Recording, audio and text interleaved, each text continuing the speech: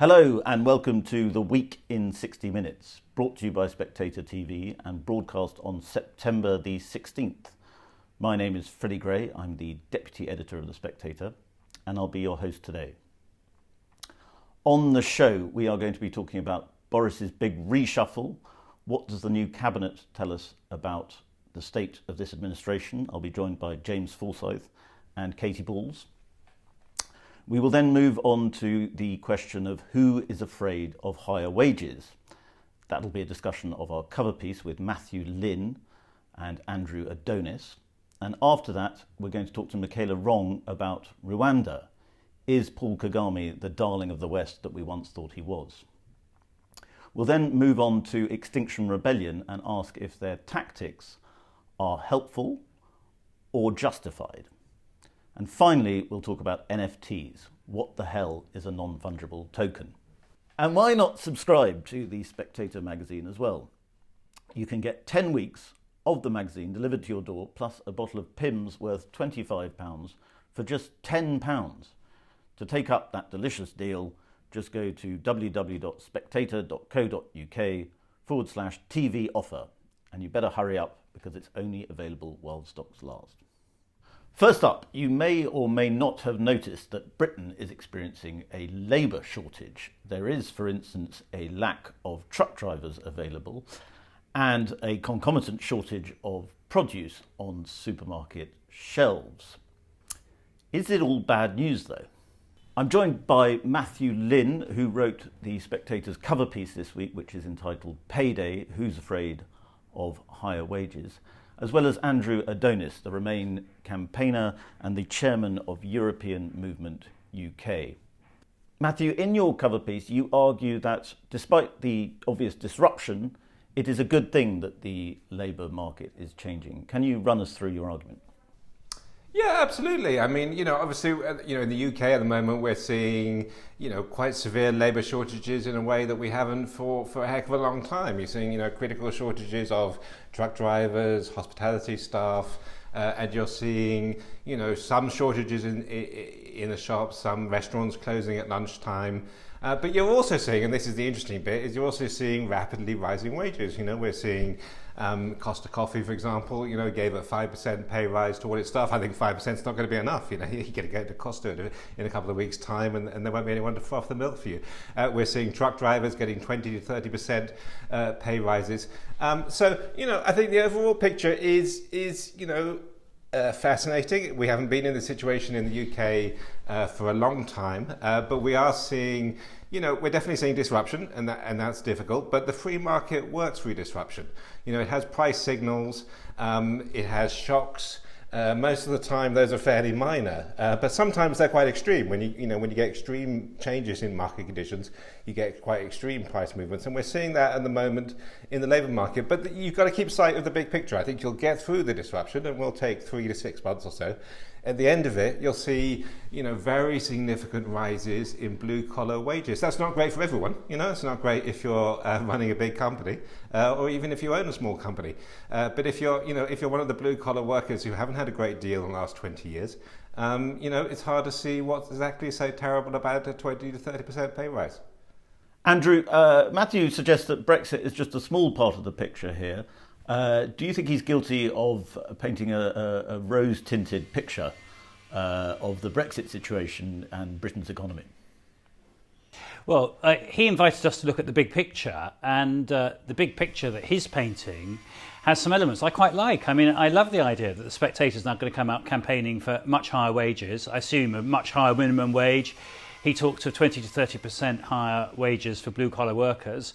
Well, most union negotiators wouldn't think that was immediately attainable. So if we're now having a realignment that has a new centre being created where people on the right who tended to argue in favour of much lower wages for manual, blue-collar, traditionally unskilled workers, that there should be much higher wages for them, then I'm all in favour of that, and that's great, and that's alone worth my coming into the Spectator to debate with Matthew.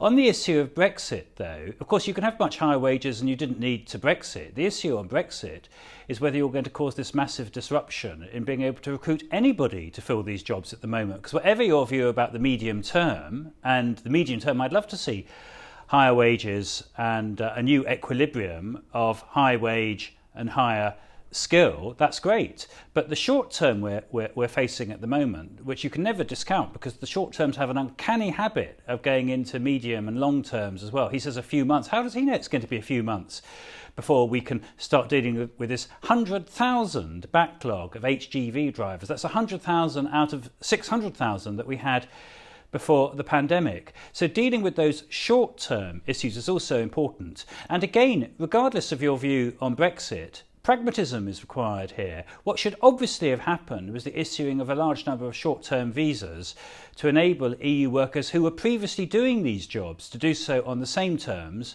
and to encourage them to do so. And the failure of the government to do that is straightforward ideological negligence. It was ideological because they weren't prepared to do it because of Brexit, and it was negligent because as a result we've got empty supermarket shelves which massively impede the operation of the market.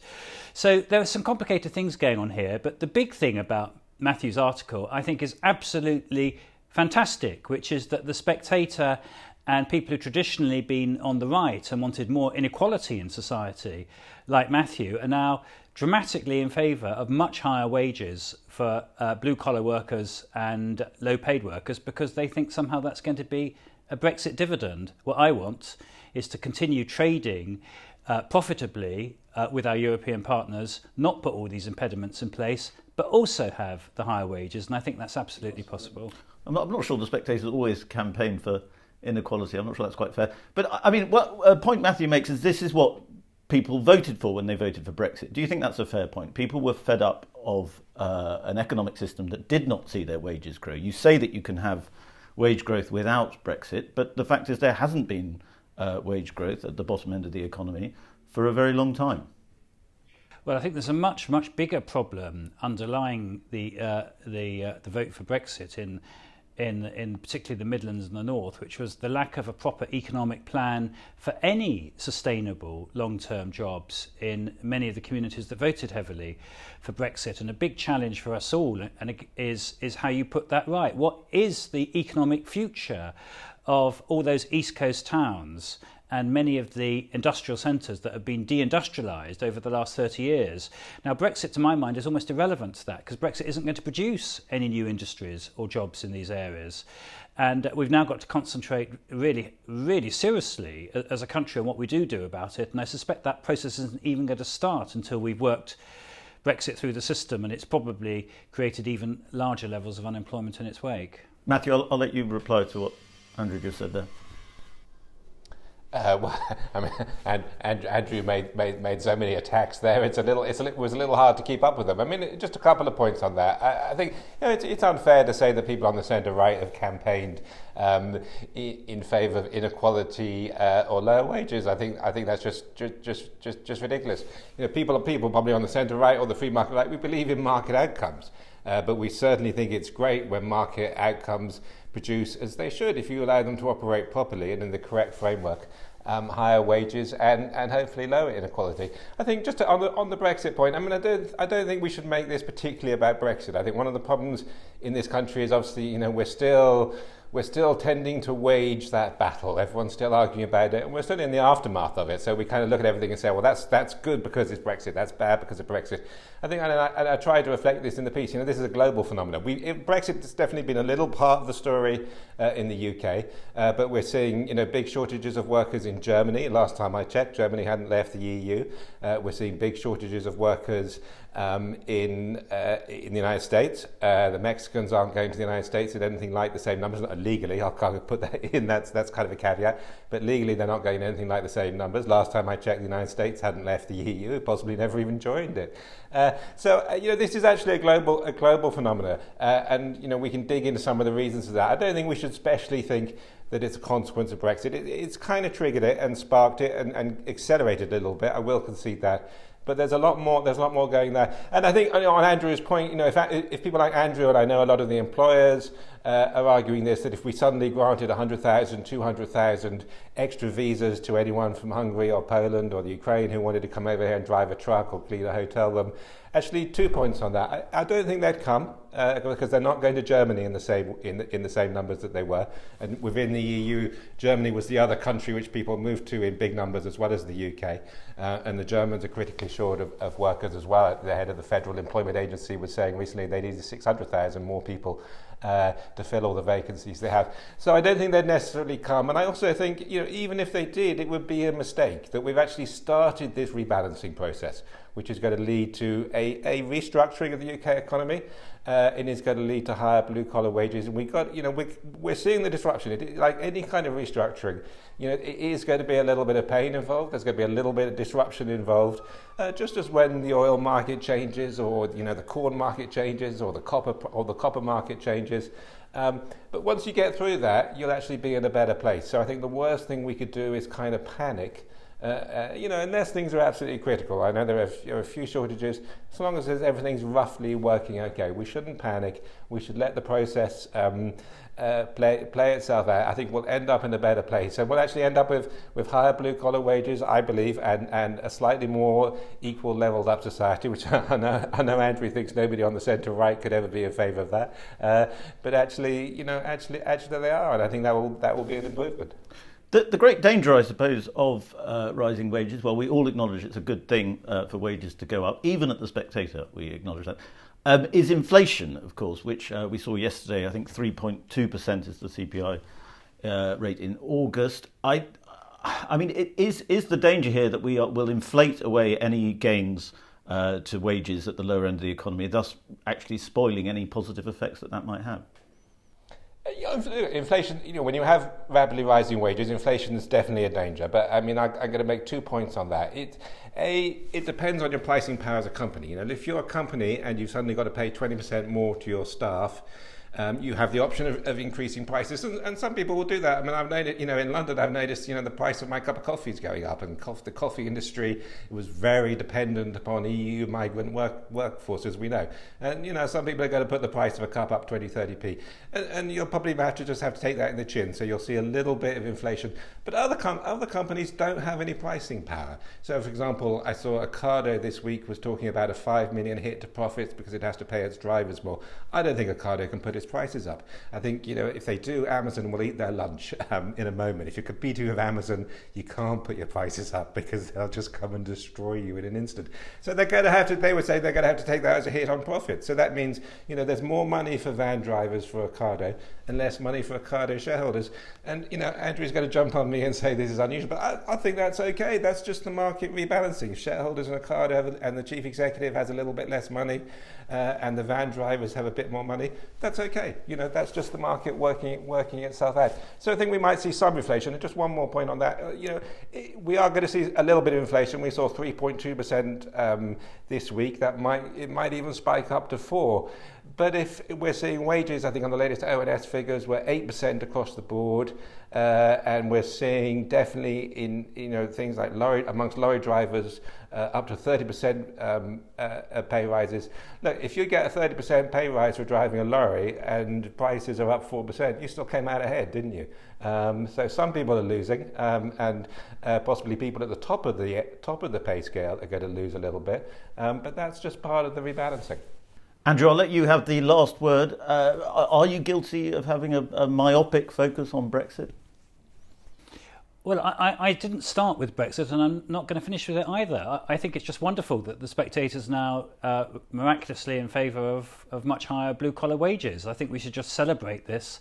I hope all the people watching Spectator TV will note that now. Can you point to any Spectator article? I think that's fantastic. So I just want to applaud the Spectator for that. However, it is complacent to say that we shouldn't worry about empty supermarket shelves, massive problems in supply chains, all of those things which actually are important to the effective operation of markets, which I thought the Spectator also stood for, because this huge disruption we've got is because our whole basis of trade has been disrupted, and we've contracted our markets in many ways because we've put big impediments to trade between different parts of our markets. And when Matthew said that he didn't think we should offer more short-term visas to people from other European countries, he wasn't clear on his reason for it. Indeed, he was contradictory. He said that they wouldn't want to take them up. Well, if they wouldn't want to take them up, then obviously it's not going to do any harm. But he said, even if they did want to take them up, it would be bad. Now, both of those can't be true. And the right thing to do, surely, is not to suffer massive disruption, not to have empty supermarket shelves, to see that it is possible for people to take up short-term visas and short-term work so we can deal with that. But also join the Spectator campaign for a higher minimum wage, higher blue-collar wages, a stronger trade union movement, less profits going into dividends and high executive pay, which I also took Matthew to be saying. All these are great causes, and I welcome the Spectator to them many years after many of us started campaigning for them. Thank you, Matthew, and thank you, Andrew. Now, on to politics. Boris's big reshuffle happened yesterday. And I'm going to be talking now to James and Katie about what that says about the state of his premiership. Katie, you were, as usual, ahead of the curve on this with your various bits of writing this week. What's going on? So there have been constant rumours of a reshuffle in recent weeks, a lot of speculation last week, but ministers have been working on the assumption that it would be on Wednesday this week, and that's what came to pass. And I think in terms of the changes, I think it was a bolder reshuffle than many expected in Westminster. I think the fact that Boris Johnson chose to demote his Foreign Secretary, Dominic Raab, who surprisingly or perhaps unsurprisingly did not want to be demoted, showed that this was quite a wide-ranging reshuffle to move a great office of state.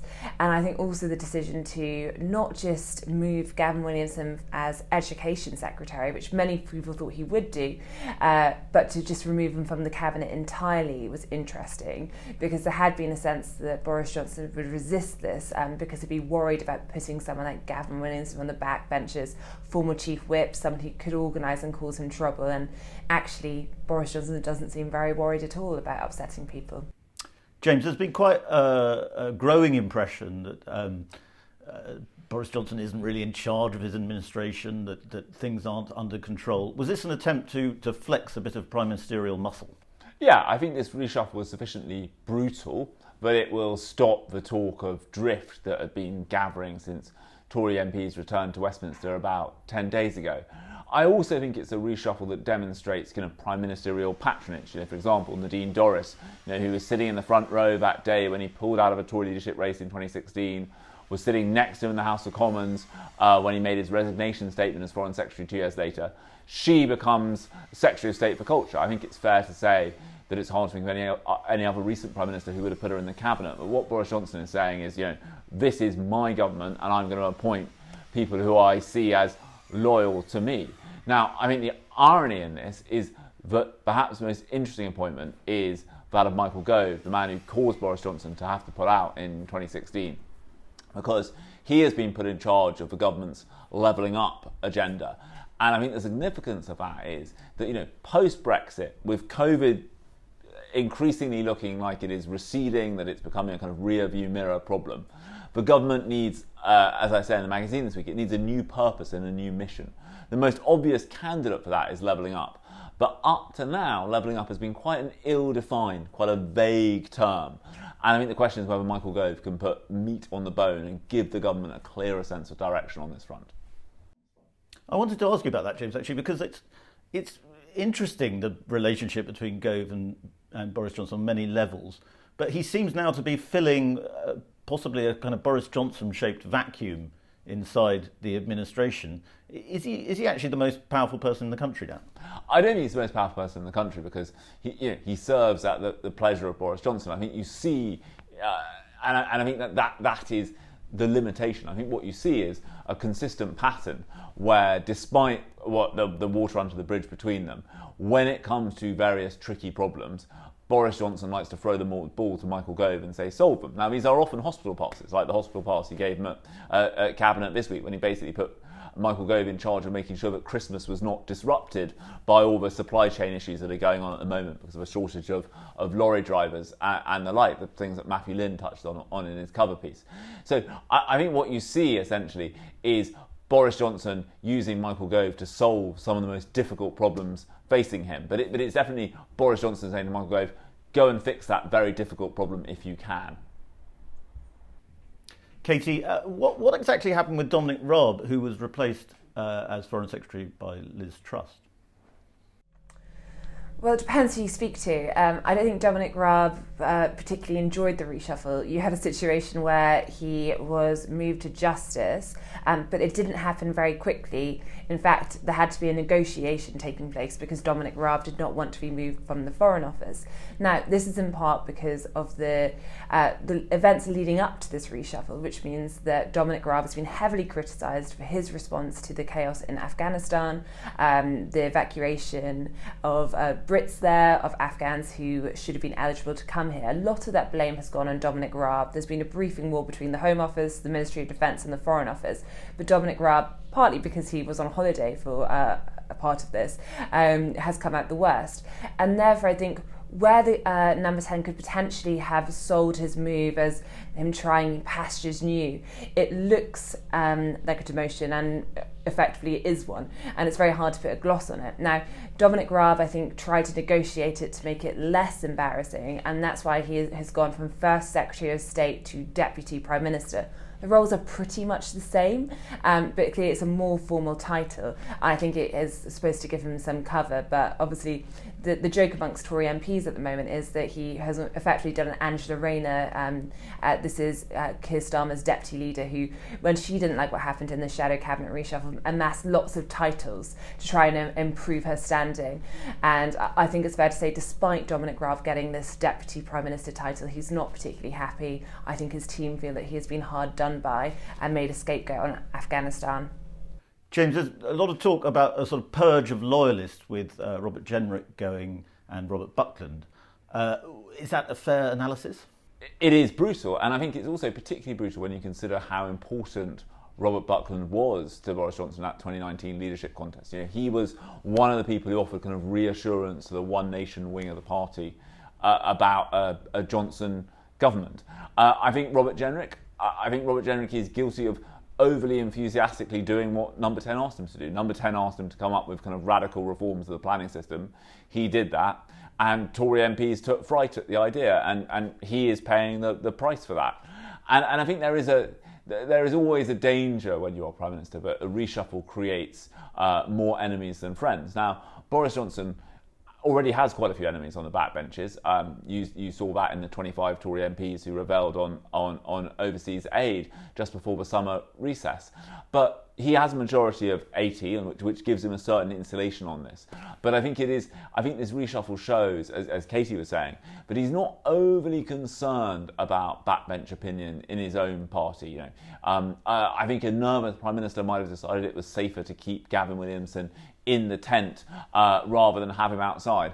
Boris Johnson chose to sack him outright rather than send him to Leader of a House or some other role like that. James, lastly, I'd just like to ask you about AUKUS, the Australian, US and UK security alliance that's been announced, and it's been rather lost in news about the reshuffle and indeed Harry and Meghan. How significant is this? I think this will last much longer than the consequence of this than the reshuffle. I think in the history books this will be regarded as a much more important moment. I think what it means is that this is the special relationship. The power of a special relationship is that it doesn't actually rely on the relationship between the President of a day and the Prime Minister of a day. It is built around institutional levels of military and intelligence cooperation.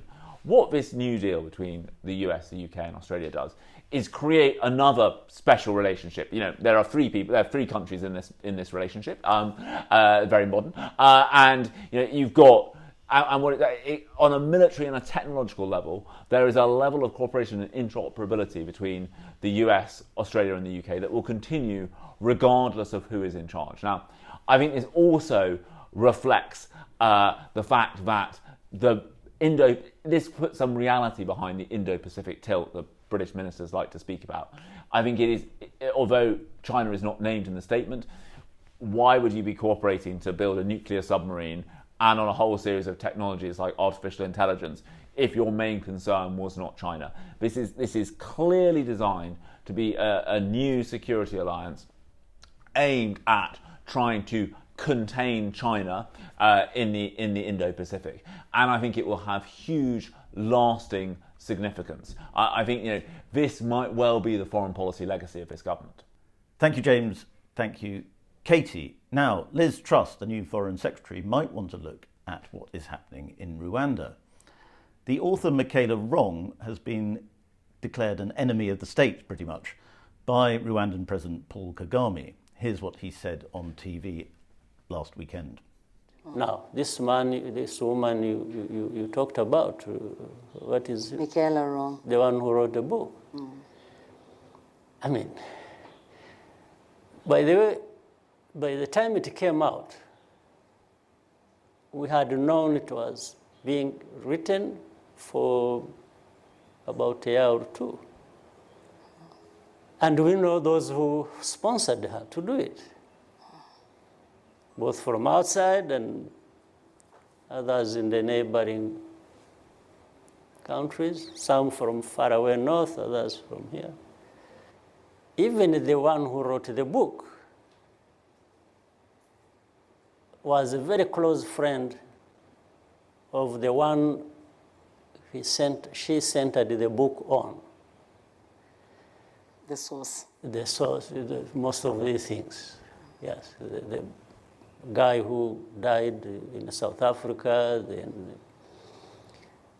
they were close, very close personal friends.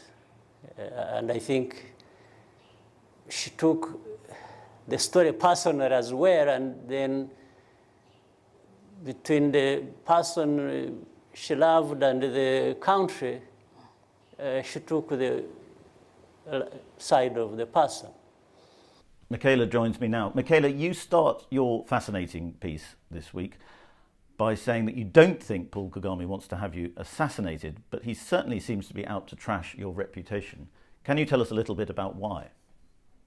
Well, back in April, my book, Do Not Disturb, came out. And it's a book that is a sort of very strong critique, let's put it that way, of President Paul Kagame and his regime.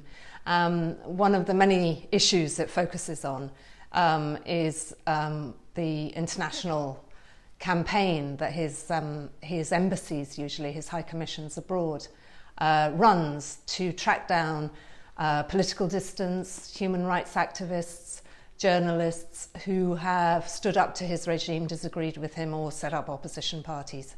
And I launched that investigation because a man called Patrick Karagaya had been killed, strangled in a Johannesburg hotel. And he was the former head of external intelligence for Paul Kagame, one of his closest friends. They'd been to school together, they had been young rebels together, their families had known each other all their lives.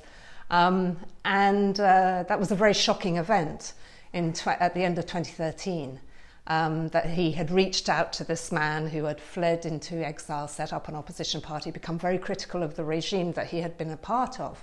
And he'd all the evidence indicated that the government of Rwanda had this man assassinated. So I take that as my kickoff point in the book, and then I sort of say, but this isn't the only example. And I sort of start listing all the various countries in Scandinavia, in North America, in Europe, across Africa, as far as Australia, where the Rwandan High Commissions and embassies will be used as hubs. And from there, intelligence agents will go out and try and track down and either beat up, brutalize, or intimidate, or sort of intimidate into silence, or in the worst cases assassinate people who they see as threats to the regime. So obviously that didn't make me many friends in Kigali. But what was really striking about what happened on Sunday, which was that Paul Kagame gave a very, very long interview on Rwandan television, which was streamed live. And after about half an hour, he started talking about my book. And instead of addressing these issues of sort of why is the Rwandan regime, doing this? Why is it hunting down these people and silencing them? Why doesn't it, if it's got evidence that these people are terrorists, as it often will accuse them of being, why isn't it presenting that evidence to foreign governments asking for them to be extradited. Why isn't it going through the usual judicial processes? Instead of addressing those issues, this was just an attack on me as a person. So I was accused of being in the pay of foreign governments. It was very obvious that he was referring in one case to Uganda, which is his neighbouring country, that he has no love lost for Ugandan President Yoweri Museveni, but he also referred to governments further north, and the idea was that they had sponsored my book. That was why I'd written it. And also he then suggested that the reason I'd written the book and why it was such a sort of strong attack was because I was so close to Patrick Karegeya, the main protagonist, because we were lovers. So I was listening to this and just sort of shaking my head and thinking, why don't you address the issues instead of attacking me as a person? He also went further and suggested, if you don't mind me repeating the suggestion, that you're the lover of the Ugandan President Museveni. Is that no, he hasn't suggested that, but that has been said on the various troll accounts that are run basically by the government. There are a series. I've been the sort of target of endless, hundreds, thousands of abusive tweets ever since the book came out, and these are accounts that are controlled, social media accounts controlled by the Rwandan intelligence services, the police, sometimes the president's office wades in, and they are often camouflaged as being normal Twitter accounts, but in fact, it's known that this is what the sort of the regime, this is how it defends itself. It has these very vitriolic trolling activity targeted at people like me. So yeah, the suggestion has been made that I was also the lover of Yoweri Museveni, the president of Uganda. So it seems that I really get around. Well, it's a bit of an irony, though, isn't it, that it's being suggested that you are somehow a kind of agent of Western powers, of outside powers trying to shape Uganda, when the truth is Western powers are very much behind Kagame and have been for some time. And the reason he seems so alarmed by you is because you're threatening his international reputation, which has been very high and very good for so long. Yes, I mean, he's had a sort of marvellous, sort of glowing reputation, and so has Rwanda as a country ever since the genocide, because I think the world was so appalled by what happened in 1994 in Rwanda, when between 500,000 and 1 million people were killed by the extremist militias and the army of Juvenal Habyarimana, the outgoing president, the late president. That there was a feeling of huge international sympathy for his regime. There was also a feeling of huge guilt, because people were very aware that when the slaughter started up, the UN had pulled out troops instead of reinforcing them, which might have conceivably have put an end to the killing. And since then, Paul Kagame has managed to build up this reputation as being the sort of donor-friendly development miracle, where the indices of statistics on maternal health and primary school education and vaccinations are amazing, that it's a lesson to other African countries. So he's really had the full backing of the West behind him. So it is quite interesting when you listen to this sort of 3-hour interview on Sunday and you hear how much resentment and how much paranoia he has towards the West, even while being a heavy dependent on their aid. That he's constantly railing that he doesn't get, that this media and the West is trying to do Rwanda down, that they're trying to humiliate his country, that they can't bear the thought of a feisty, independent-minded African country. But in fact, they've been supporting his government, especially America and Britain has been very enthusiastically supporting his government in financial terms ever since the genocide. So it's a very weird dichotomy. And it's not, as you say in the piece, it's not just you that's sort of blowing the whistle on Kagame. There's been a sort of rising tide of people coming out and proving and doing journalism to suggest that he is indeed a brutal dictator and not this heroic figure that he's often portrayed to be. Yeah, well, like many journalists who, I was there just after the genocide in 1994 in Rwanda. I reported on the country, and I've been through a long trajectory of sort of getting initially a little bit worried about various human rights issues that arose, the reports one began to read, the stories one heard, the anecdotes of the way in which the Rwandan Patriotic Front, his rebel movement, had behaved when it had been invading the country before seizing power in '94, then the way it went into neighbouring Democratic Republic of Congo, and the UN has come out with a devastating report saying tens of thousands of Hutu civilians were killed in Congo, and then the way in which it treats its own people. So the way in which, if you're trying to be an independent journalist in Rwanda, or you dare to set up an opposition party, or you just voice your views on YouTube as an ordinary citizen, you're going to have a really hard time. And what you see is this flood of people leaving the country, sort of asking for exile, going into Uganda, going into Kenya, fleeing into North America, Scandinavia, South Africa. But also what you see are just a lot of disappearances, of arbitrary arrests. The sort of standard accusation to someone who becomes a little too critical of the government, a Rwandan, will be that they are indulging in subversive activities or terrorist activities. They'll also often, if they're a member of the Hutu, the majority community, they'll be accused of being genocide deniers or genocide, supporters of the genocide ideology. That's used constantly as a weapon. So this is the way he controls the country. And this has been written about repeatedly by human rights groups and by journalists. And yet, there is this sort of consensus in amongst Western governments and donors that this is an extraordinary and miraculous government that needs to be encouraged. And I think in my book I was sort of saying, well, enough is enough. The signs are too worrying. There's too much information. We know too much to keep, worshipping this African model. It's simply not what we have been told. Why do you think Western governments are so reluctant to see what is emerging as the truth about Kagame and Rwanda? Well, I think nobody ever likes to change their mind and admit that they were wrong. I think that whole genocide hangover, the guilt at the genocide has really been used very successfully by defenders of the regime. It's sort of been weaponized. How dare you? Kagame's line will often be, "How dare you criticize us? Where were you when we were being slaughtered?" If he has an interview where people start asking him, journalists, Western journalists start asking him difficult questions, they'll say, "Well, where were you? How dare you?" So I think there's a sense of guilt.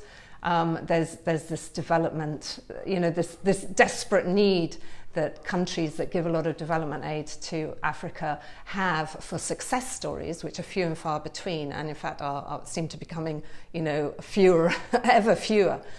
So there's this sort of we need to have an example of where this works, this aid paradigm works. But also more recently, we have very high concerns about the Islamic insurgencies in various countries. There's concern about something going on in eastern Congo, and recently we had an Islamic insurgency in Mozambique, and Rwanda steps up to the plate. And Kagame, one of his most successful exports is disciplined troops. And he is ready to send them. He'll send them very quickly. They're very effective. They're very good at what they do. So he has sent them to Central African Republic, to Darfur, and just recently, over the summer, to Mozambique. Now, after Afghanistan, no one in the West is going to be sending, soldiers to fight Islamic insurgents in northern Mozambique. So if Kagame is willing to do it, and he does it fast and effectively, well, the West will, in return, turn maybe a blind eye to the less savoury aspects of his regime. Do you not then slightly admire his ability to conduct realpolitik, his skill as a statesman on the world stage? Oh yeah, no, I really admire it. I think he's brilliant at it. I think he learned early on, he was trained in military intelligence as a young man. I think he learned early on that perceptions are what matter, and that it's worth spending a lot of money on moulding the narrative. And he's done it incredibly successfully. And you see this in various ways. He's also very adept at using sports washing, as it's called. So, he sort of has reached out and, has now got a deal with Arsenal. And that's about getting this very gleaming message, this image of Rwanda to the West. And so football players for Arsenal will come out, wearing their Visit Rwanda T-shirts when they go playing. There are very many aspects. He's also used bicycling, basketball. He speaks, in the past, he has been a regular speaker in Davos. He always makes a good case. He has built up his capital as a conference centre, so a lot of the sort of big African institutions like the African Development Bank or the African Union, they will have their meetings in Kigali, and all the delegates come away amazed, at the gleaming skyscrapers and the pristine roads. The Commonwealth is supposed to have its meeting there next year. So he's really a very good marketer of this narrative of this sort of phoenix from the ashes country that has sort of beaten, against all odds, has sort of established itself as how you want a young African state to be. I'm just sort of, in my book, saying there's a very dirty underside to that. Sort of, you lift up the stone and the maggots are wriggling underneath.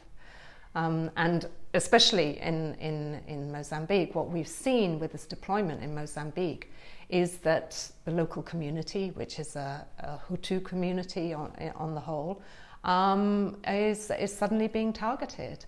And we're seeing members of the Hutu community were taken in for questioning by the Mozambican police. No obvious reason why. We've seen a radio journalist who had escaped from a Rwandan prison, had fled to Mozambique. He was taken in, he was arrested, handed over to the Rwandan High Commission, has never been seen since. He hasn't turned up in either Mozambique or Rwanda, which makes people extremely worried about him. And then really, really shockingly, earlier this week, we saw this leading businessman, one of the richest men in Mozambique, Revocant Karamanjingo, who was shot outside his house. He was ambushed by 3 cars and shot dead right next to his own house in the suburbs of Maputo. And this has all happened since the Rwandans made it clear they were going to be deploying their troops in Mozambique. And what people like me are sort of suggesting is this seems to be a quid pro quo. So President Nyusi has said to Kagame, we'll let you do what you want to do with this very large community of Hutus who we know you haven't very good dealings, you haven't got, very good relations with. You can do what you do with them, and in exchange, we're very grateful for your security deployment, which is going to help us put down this Islamic insurgency. And this is a very unsavory deal, and it's also extremely worrying because there are Hutu communities which include dissidents in neighbouring countries, in Malawi, in Tanzania, in Zambia, in South Africa, and they're all looking at what's just happened in Mozambique and thinking, oh, okay, so it seems that this community is now a sitting duck. It's a target for Rwandan intelligence agents fanning out from the High Commission in Maputo. Well, finally, Michela, I mean, it seems, you suggest again in the piece, that the tide of international opinion is turning against Kagame a bit. We're a long way from the Blair-Clinton genocide PR days, and President Joe Biden notably did not see Kagame recently. Is that likely to make him more dangerous as a dictator as he sort of becomes aware that he's lost the framework of international support that he had? I think Kagame's always been really adept at moving from one supporter, one sympathetic community to another. He's great at sort of switching horses. So what you saw recently was that, as it began to feel as though the US and the UK were in particular having issues with his human rights record, and that the love just wasn't there. Suddenly you see this incredible trip, by French President Emmanuel Macron to Kigali, where he does everything but apologise for France's complicity in the genocide. France, of course, had supported the previous government. So I think Kagame feels he's got a new friend in the West in the form of France. But I don't see the issue so much as, who's supporting him affecting his behaviour. I think it's more a question of longevity, that, he's been there, de facto leader, for 27 years now. That's an awfully long time. And if you look at any of the regimes anywhere in the world, not just Africa, the longer the man stays in power, the more difficult, the more challenging his behaviour becomes, because all of the people who used to sort of act as checks and balances, who, the aides who were sort of counselling him not to do certain things, they've all been alienated, jailed, killed in Rwanda's case. The various institutions that acted as checks and balances have been emasculated. And you just see somebody who realises they have nothing to lose, and also who's determined never to leave power, because if he were to leave power, he would face possible prosecutions for many of these war crimes that were committed under his watch by his men. So I think people just become, the behaviour becomes ever more egregious, but it's just by dint of the fact that they've been there far, far too long. Well, I think it's fair to say you're not going to go to Rwanda anytime soon. Is that a fair assumption, even though you don't think your life is under direct threat?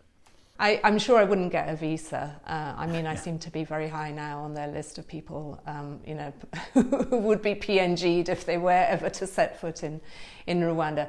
But that's fine, because as far as I can see, any journalists working in Rwanda today, and many of the researchers who write about Rwanda, if they are bent on spending time in Rwanda, or they're based in Rwanda, it's really impossible for them to operate freely and to express their views freely when they're writing up their findings. So I think you have to make a choice between, are you going to go there, or are you going to say what you think? And and I've made my choice. Michela, thank you very much for coming on to Spectator TV, and do stay safe. Now we're going to talk about Insulate Britain, which is a group that is copying the tactics of Extinction Rebellion on climate change. This week they've been disrupting the M25 as part of their goal to decarbonise all British homes by 2030. I'm joined now by Tom Slater, who is Deputy Editor of Spiked, and Roger Hallam, who is a founder of Extinction Rebellion. Now, Roger, I understand that you support Insulate Britain, but what I'd like to know is, do you support the tactic of disrupting the M25? Well, what I've come on to talk about today is the climate crisis. And I've got a question for Tom, which is, does he know what global dimming is? Roger, perhaps you could start by answering my question, since you've come on. Well, I want Tom to answer my question. What's global dimming? Well, no, hang on. We're not going to get very far if you don't answer my question first. Do you support the tactic of disrupting... I'm asking a simple question about what we're talking about, right? We're here to talk about what's going on with the climate, right? That's why people are sitting in the road. So let's talk about the climate. No, you're here global dimming? At the Spectator to talk about Insulate Britain, and I'd like you to answer the question. Oh, okay, so here's another question. What's the carbon lag? Does Tom know what the carbon lag is? I think you're sounding like a pompous bore. So I'm going to go to Tom. Tom, in the Spectator this week, you said that you think that Extinction Rebellion is more about class warfare than anything else. Can you explain what you were talking about? Yeah, so I mean, the question that has often confronted us after Insulate Britain's activities this week, as well as Extinction Rebellion, is, aren't they alienating people? I think that's really baked in at this point. We saw that in the frustrated delivery drivers and builders trying to drag people off of the M25 for getting in the way of them doing their work. But also because ultimately I think they've discerned the fact that this movement is not really about environmentalism. It's about pushing a particular set of politics, which is about immiserating the country, is about making people's lives worse, and on the basis of some deeply apocalyptic predictions of what is actually going to happen. I mean, Roger has been throwing some questions at me there, but I'm wondering whether or not he still believes that 6 billion people are going to die as a result of climate change, a claim that famous climate denier organisation, BBC Radio 4's more or less, could find zero evidence to support. What we're effectively seeing here is an attempt to use the science, in quote marks, often deep distortions of what is supposed to be going on, in an attempt to try and batter society into a kind of pre-modern, pre-industrial type of setup, which Roger and his middle-class art school friends might be quite comfortable with. But if you're someone who's still struggling to make a wage, is something that you don't see as a positive thing. And if anything, you're very irritated by the tactics that are set out before it. So ultimately, whilst I think this presents itself as deeply rebellious, I think it's deeply reactionary insofar as it's trying to make people's lives worse, whether it likes to admit that or not. Roger, respond to the allegation that you're reactionary, please. Well, I'm glad Tom's talked about the 6 billion figure, because that actually gets us onto the core issue, doesn't it? I'm a realist, right? I also drove a white van for 20 years, just for the record, so I'm hardly middle class. But just for the record, global dimming, right?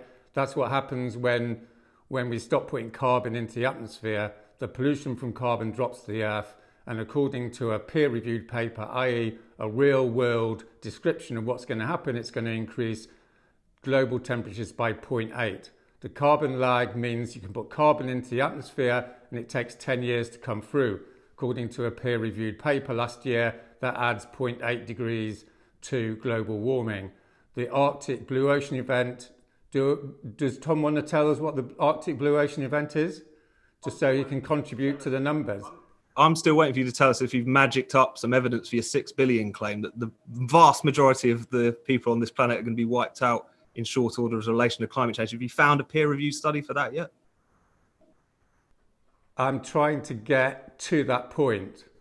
Right. I look forward to it. So I'm giving Tom the opportunity, seeing as he's a journalist and has done research on it, to tell us what the Arctic Blue Ocean event is. Everyone knows it in the industry, so why doesn't Tom know it? I'm sure he does. What is it, Tom? Please enlighten us. I write fundamentally not about climate science, I write about politics. And Yeah, also well, I know enough about climate science. As any 6-year-old knows enough about climate science to know that the stuff that you come out with is complete nonsense. But please. Well, I'm just quoting from the real world here, right? There's something called science, right? That's what like realist conservatives are concerned about, or at least they used to be before they went down sort of postmodernist rabbit holes, right? There's a real world out there. I'm a businessman. I deal with the real world. If I don't deal with the real world, I go bust. So let's look at what the situation is, right? We've just said global dimming, right? That produces 0.8 to global average temperature increase. The carbon lag adds 0.8. The Arctic Blue Ocean event, you should know this. It's super basic. That's what happens when the ice melts in the summer in the Arctic. Everyone knows what it is. It's going to happen by 2030, according to peer-reviewed papers out last year. That adds 0.4. So what I want Tom to do is add up 0.8 plus 0.8 plus 0.4. What's that? If you want to trade stats on this, Roger, fundamentally your prospectus, and it says on your website that in order to bring about the society that you want to ban flying, you want to end fossil fuels next Thursday, you want to stop people from engaging in consumption apart from essential consumption. You even liken it to a kind of lockdown type scenario indefinitely. And fundamentally what you're talking about is ending industrial society, right? And you must know, Roger, you're an intelligent man, that over the course of the past 2 centuries, it's industrial society, it's industrialization, which has delivered the vast majority of humanity from the kind of penury that you and your fever dreams see coming in the next few years. We've gone from 95% of the world's population living under $2 a day to just under 10%. And that wasn't down to an extended period of particularly nice weather. It was because of the fact that we industrialised, and it was because of the fact that we acted as society. You don't need to argue with me on that point. Everyone knows capitalism has been the most successful mechanism for increasing global wealth over the last 2 centuries, right? You know, the Spectator's been going since 1828. It's been saying that for 200 years. We all agree. There's no disagreement about that. What we're talking about is the fossil fuel industry has destroyed capitalism over the last 10 years by locking in the destruction of the global economy. That's what 20% of the earth being uninhabitable means. That's what we're talking about if we're going to be conservative realists. Well, first of all, I'm not a conservative. The problem with Tom is he can't do the basic maths. He's come on this Zoom. He doesn't even know the basic maths of what's going to be happening, according to the peer-reviewed papers. Can I take... Please let me take it for a bit, because I don't think we can just sort of set each other maths challenges and pretend this is an argument. Why Roger, not? I would like Why to ask not? you, can I ask you one more question? I'll just We're try another question. We're talking about the bottom line. If I was in a business meeting and Tom said that, I'd sack him. We're not I've been in business for 30 years, right? Roger, we're not in a business meeting. The first thing you need to know about business is you don't bullshit, right? There's certain things called real life, right? If we want to look at the climate crisis, we need to look at it with some conservative realism. That's what I'm saying. Is 20% of the Earth's surface is uninhabitable in the next 20 to 30 years. That's the destruction in the next 10 to 20 years of 200 years of capitalism. That's what the fossil fuels have done. That's what the fossil fuel companies have done. They've destroyed capitalism, right? I lived on a farm and I did farming for 20 years, right? Do you know what that's like? Have you any idea what it's like to be a farmer, Tom? Do you know how many hours a week you have to work to be a farmer? 60 to 70 hours a week to be a farmer. And do you know what you do on your day off? Please enlighten me. You sleep because you're so knackered. Right? That's what it Roger, means. do you have any idea what it's like to be a delivery driver during the period of Extinction Rebellion? I was a delivery driver in a white van for 20 years, right? So you don't need to tell me what it's like to be stuck in traffic. Who ended up losing their job as a result of these protests? Now, the question of... I haven't told you what happened to me. It's interesting, right? What happened to me is I worked my bollocks off. I took a business. I had £200. I turned it into a £1 million turnover business. I was employing 25 people within 3 years. I was the biggest vegetable delivery business in Wales. And just before 2006, do you know what happened? Roger, do you know what the weather conditions have been in Wales for the last 10 years? Roger, thank you. Let me just tell you for a minute what happened. Very quickly, please. On the 2nd of June, it started raining. It rained every day. Do you know how many weeks it takes to destroy a crop if it rains every day, Tom? Have you done any research on that? Please tell me. 4 weeks. Right? 4 weeks. After a week, Roger. You can't get the tractors on the field. After 4 weeks of continuous rain, all your crops rot. Do you know how many days it rained for? Roger, I'm going to stop you there. I think rained for 7 weeks. Thank you very much for ruining this interview. We'll move on. Rained for Thank you, Tom, 7 for weeks, joining right? us too. No, why am I ruining the interview? I'm a businessman. I'm the sort of person that supports conservatism. Moving mercifully on, we are going to talk about NFTs, or non-fungible tokens. If you don't know what these are, I don't blame you, but they are taking the digital art world by storm, and they're selling for astronomical sums. I'm joined by Colborn Bell, who is the founder of the Museum of Crypto Art, to talk about it. Colborn, I think we should start for listeners and viewers who are not aware of NFTs by explaining a little bit about what they are. What is an NFT? Where did they come from? And what's it all about? Yeah, absolutely. I think it's probably easiest to recognize where it started and then to consider how it's evolved, right? This was a very sub-niche of the cryptocurrency community, right? And the crypto community has always been, perhaps very playful, powered by memes, not taking themselves too seriously, I would say, but the technology that they produce is very powerful, right? So the earliest stages of the NFT market was, the trading of memes, the trading of rare pepes, the ability to begin to play and experiment on cryptocurrency chains with different games and the items that there were, all trying to put a visual language to a very technical culture. The technology has since, proliferated, and as we're seeing, is being adopted by all sorts of artists, corporations, all for the fact that an NFT wrapper really can just be anything. Yes. So would you regard it as the expanding frontier of crypto world? I would, you know, I think it certainly is an unanticipated consequence, the popularity of NFTs. And I think what it speaks to most is how value on the internet is beginning to be captured and shared and owned, right? In the past, you know, the internet was so ephemeral, everything was fleeting. It felt like whether it's, you know, the timeline of Instagram or the timeline of Twitter, everything just kind of falls and dissolves away. With NFTs, it has the ability to kind of capture those cultural moments on the internet and perhaps like preserve them or represent them, or somebody now is tasked, as any art collector would, with furthering the story of that moment in time in the context of that piece.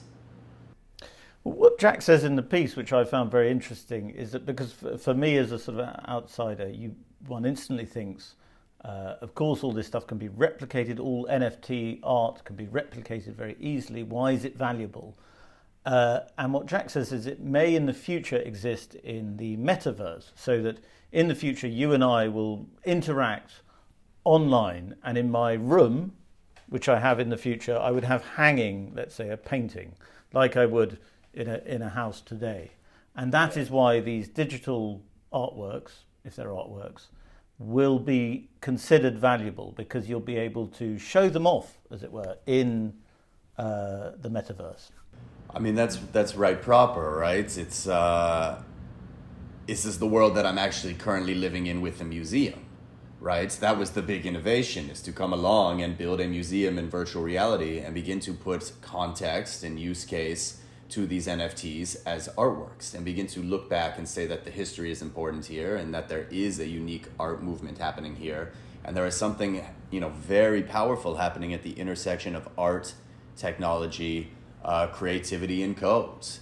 And the pandemic has forced us to be even increasingly more digital society.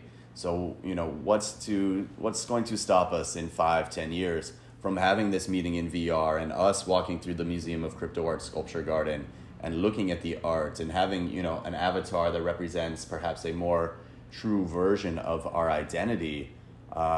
This is what I see when people, you know, really start to understand and appreciate the metaverse. It's the efficiency, it's the ability to, you know, have unique identity, it's the ability to kind of like share and own common public spaces and the artwork that exists in those spaces. How do you distinguish between the pure speculation and the artistic endeavour? I mean, because to me, again, as an outsider, it feels a bit like a gold rush for something that is coming, and it's a naked grab for money, which, I mean, is not distinct from artistic purpose and creativity, but it's a different thing. Do you regard NFTs as art primarily, or as a way to get very rich very quickly? Well, look, you know, anybody that will chase money here will ultimately fall flat on their face, right? If you don't know what you're doing, you're already done, you know? And this for me, this is and always has been an art movement, right? It's about, for the first time in history, there being an open access network on the internet that allows anybody to bring their creativity to a marketplace, and there is no gatekeeper, no curator that can stop or prevent them from doing that, right? They get unique individual self-expression, and they can do it pseudonymously, so they don't have to tie their real identity to it. And this is kind of just like the kernel of freedom that leads to truer, freer, more pure art. Without a doubt, speculation at the moment is running rampant, right? And it's beyond like a land grab phase. I saw a very similar thing happen in 2017 with the ICO boom. It's just whatever is being released is being scooped up, speculated on. People who are selling for outrageous things are doubling down into the market. It is very self-fulfilling at the moment, but I know without a doubt that the artists who were here before it was speculative always believed in the reinvention of the, you know, creative economic paradigm, and they will stick around going forward when this ultimately all, comes back to earth to continue that long-term vision. Well, a comparison that's often made is with the dot-com bubble in the early 2000s, I guess. And the idea there was that everybody knew something huge was happening and that there was some sort of major shift in the way people were thinking about value and the way the internet was going to interact with the real world. But no one knew who the winners and losers were. So a lot of people put a lot of money into things that were ultimately a complete waste of time and proved to be a complete waste of money. But there were ultimately big winners. Do you think, is that a fair parallel? 100%. 100%. These are just rapid boom-bust cycles, right? And nothing goes up forever. So, except in this instance, it's interesting because you're not dealing with companies, you're dealing with art and artists, right? And, right, value is in the eye of a beholder for any of these pieces. So, it all really does remain to be seen who is going to come along and continue to kind of support certain artists. And I, having so much insight, can perhaps know which markets might be fake, might be soft, which are being manipulated.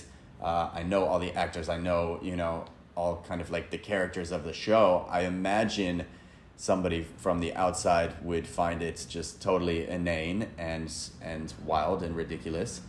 And it is still very, very wild, Wild West crypto. And it seems to me that the Wild West is it's a sort of desert of irony, perhaps you could describe it as, because nobody quite knows how sincere anything is. Nobody quite knows whether anybody actually believes anything is artistic. How much sincerity is there in this market? I can speak for myself that there's a tremendous amount of sincerity. I would say a lot, like you look at the Catalan banana taped to the wall, right? And you have to ask the parallel question to the contemporary art world. Like, what does that piece represent and how does that reflect to a younger generation of individuals that are perhaps interested in what contemporary art and culture is being defined at the highest level? And frankly, to me, the selling of invisible statues, a banana taped to the wall, all of it is just totally pick an adjective. It's, in my mind, it's gross. All I know that what we're doing here is native to us. There is real self-expression happening. There is tremendous creative output requiring hours of input, and it speaks more to the ideals and ideas that I care about than anything that I've seen from the traditional contemporary art world. Is it, in a way, cosmic revenge on the contemporary art world, which is finding it very difficult to deal with this new... I mean, some auction houses are, as Jack says in his piece, Christie's, Sotheby's, I believe Bonham's too, they are now doing NFT auctions. But there is a resistance among the modern art world because for a long time they've enjoyed the fruits of the is it art debate. And now the is it art debate is moving online, and I get the impression that a lot of modern artists are not comfortable with that. You would be absolutely right? Like a lot of dealers, a lot of contemporary galleries feel that perhaps the sand slipping between their fingers of what they built. And I have no revenge narrative in me, right? I'm not here to spite those people, but I'm just here to do what is authentic and genuine to me in a community that I represent, and just identifying that there are better ways to do this. There would have been zero chance for me to become a traditional art collector in New York City, going to galleries in Chelsea's, trying to ever get a piece off the wall. In this world, I have direct communication to the artists. We can speak on the piece, and we make an agreement between us. And that is so much more powerful and interesting to me than to go through any sort of middleman or broker. Colborn, thank you very much for joining us. That is it for this week's episode. Thank you very much for watching. If you managed to make it through the Extinction Rebellion section, I think you deserve a prize. And if you would like to watch more Spectator TV, please don't forget to subscribe by clicking the button at the bottom of this screen and then clicking the bell icon so you receive that notification every time we broadcast an episode. Thanks again. Please join us next week.